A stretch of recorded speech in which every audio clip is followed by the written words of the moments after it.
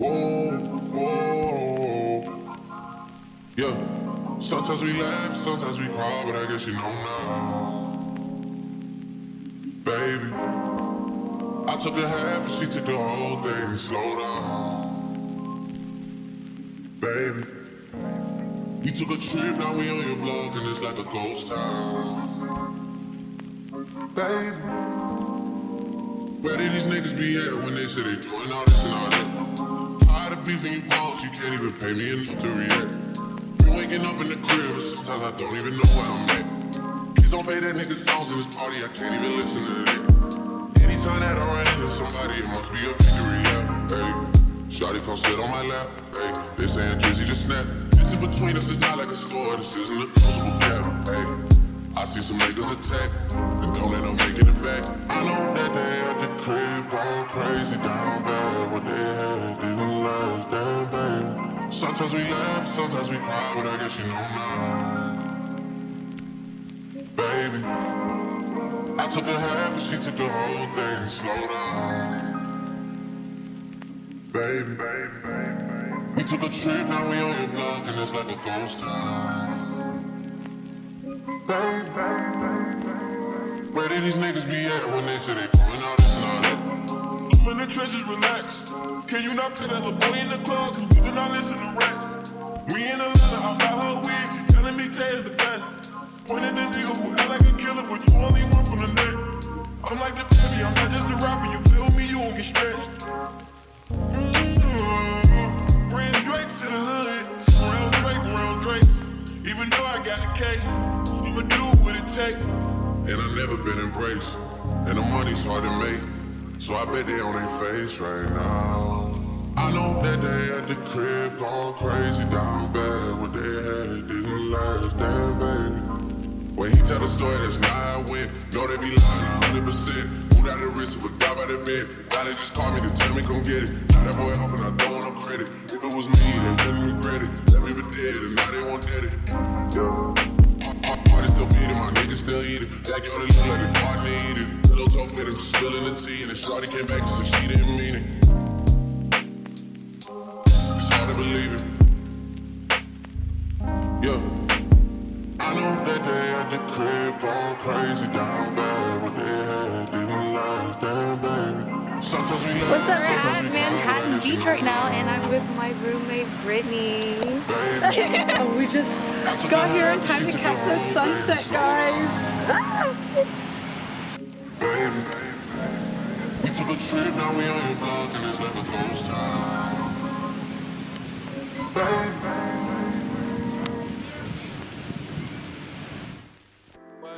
Getting up past zero. It's getting heated, so I leave the windows open.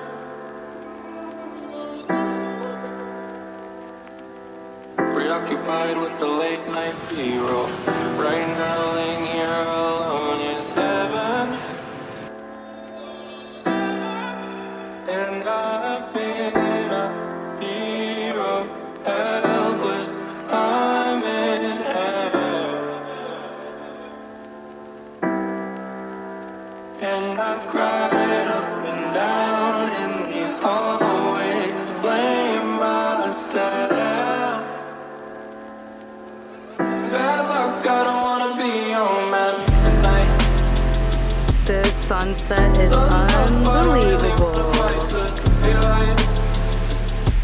I don't care if you moved on. I'm in bed with a fuck. Wow. I'm in bed with a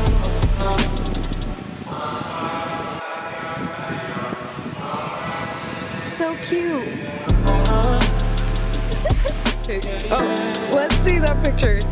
Trying to snatch that sun up. radio. I sing along just to sing my thoughts as one. And I've been a hero, helpless. I'm in heaven. And I've cried.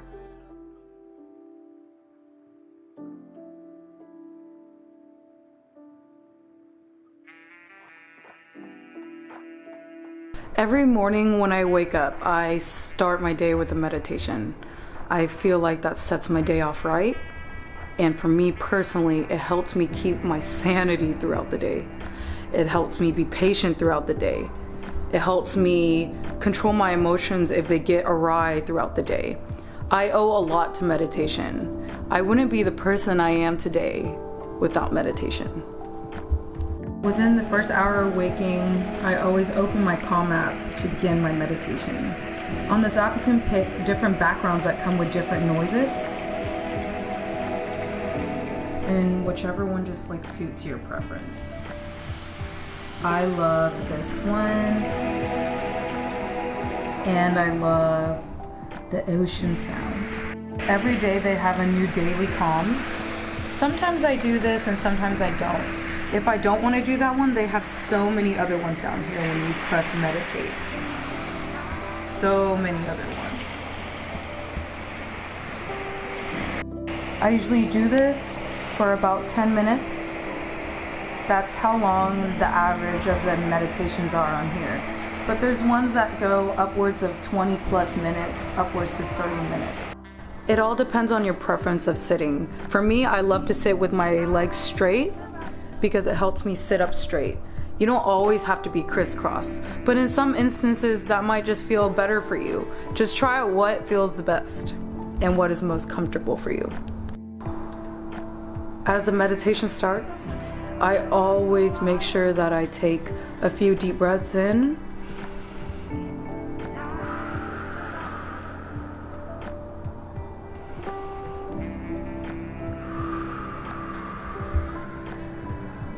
This always helps me calm myself even more and sets the beginning of the meditation very smoothly.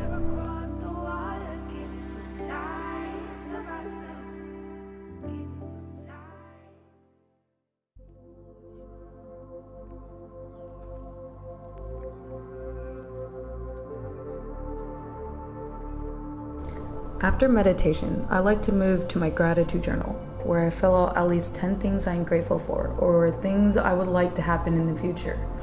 With the things I would like to happen in the future, I write it in present tense. For instance, after the pandemic, I want it to be a goal to be able to tour and DJ. So in my journal, I would write, I am so happy and grateful that I get to be touring all over the world, playing my music for the people that resonate with it.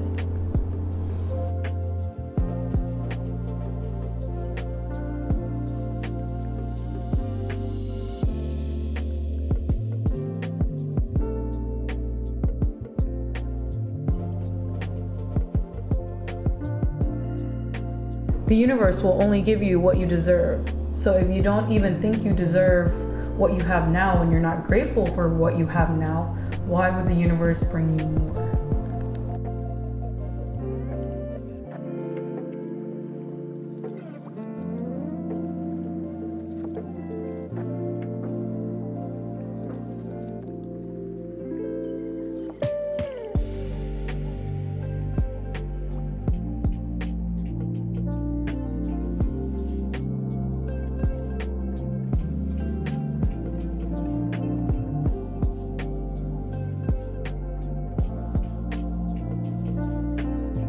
At the end of the journaling session, I thank the universe by writing thank you and I love you at the end of the page. By writing these things I am grateful for and things I am grateful for that I haven't even experienced yet, I set my day off in a really good way. I reassure myself that I am on the path to my goals. Without gratitude for what you have now, there is no way you are able to receive ultimate abundance.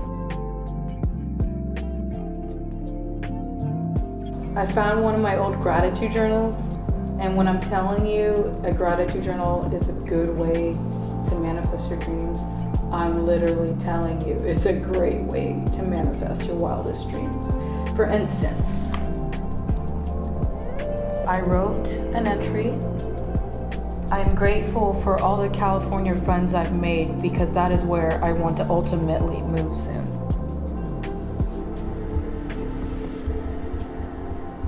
When I wrote that entry in my gratitude journal, I had no plans or set plans of moving to California yet. All I knew is that I wanted to make that happen, and I made that happen.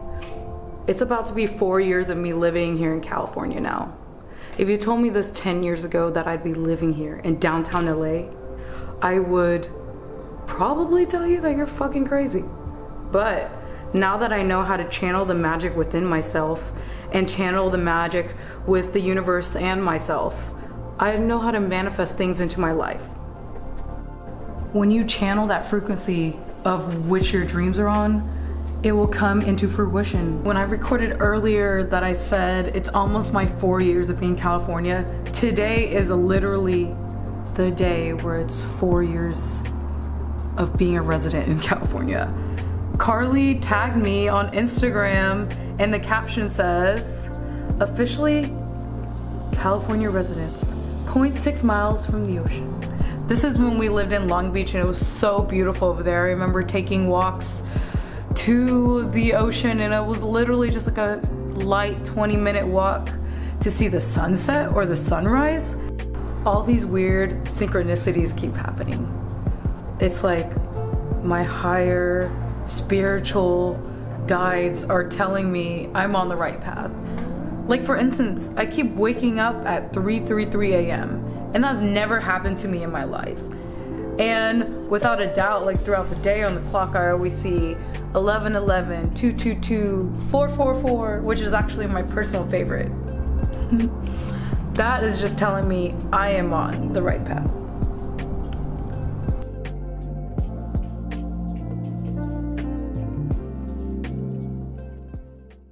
What if I asked you to go on a hike?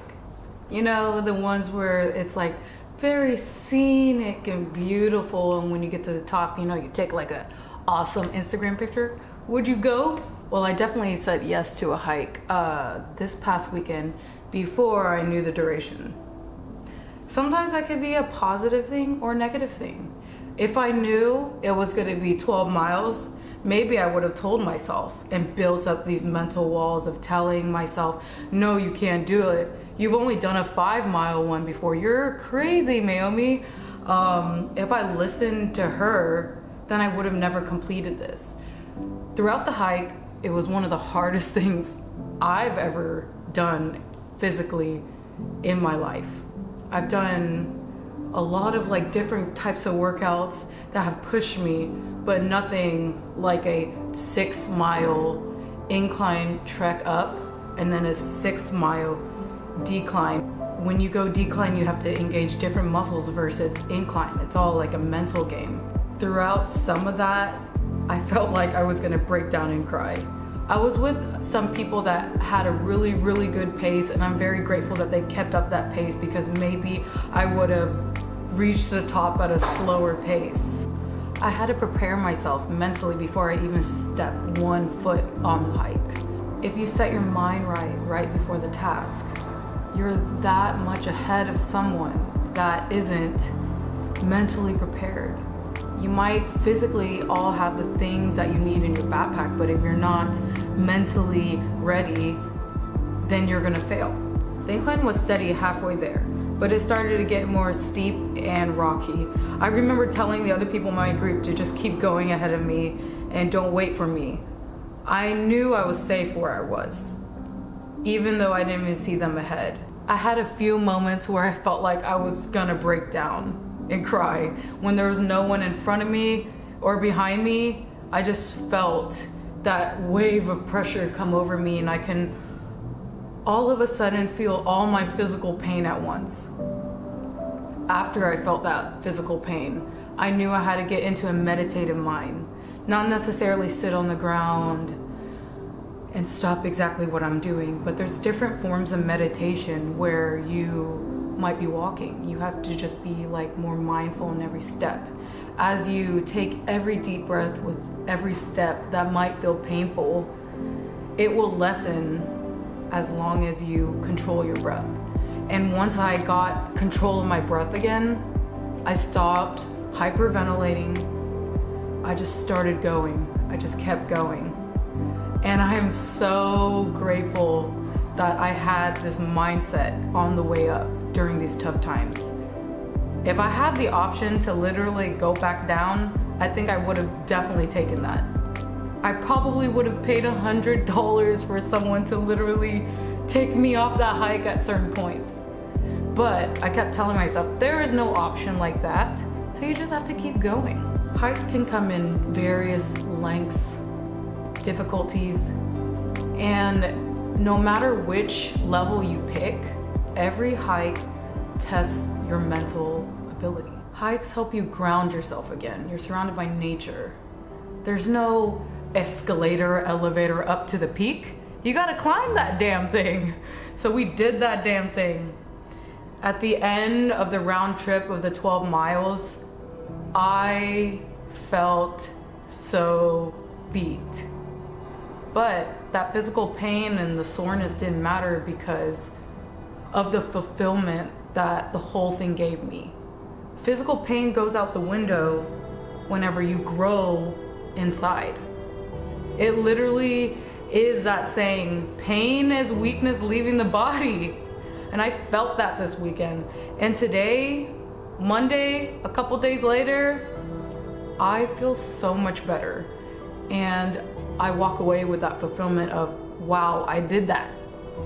And now I'm just like mentally trying to grow and be like, when am I ever gonna do my next hike? Maybe it'll be over 20 miles in the future. Who knows? I know it takes like a couple steps to get there. I am blessed with so many hikes here in California. If there's any hikes near you, no matter what difficulty, I encourage you to try it. Obviously, don't go for like the hardest one first, but start somewhere where you're comfortable because that's where you grow mentally. Hikes definitely help you strengthen your mind and it helps carry on this skill into other lines of work. For me personally, it might be like the endurance to just keep going and producing a project in Ableton when I'm making music. It's like that mental endurance that you just keep building and building. It's like cross training in a sense. Strengthen your mind here, it will carry over in something else.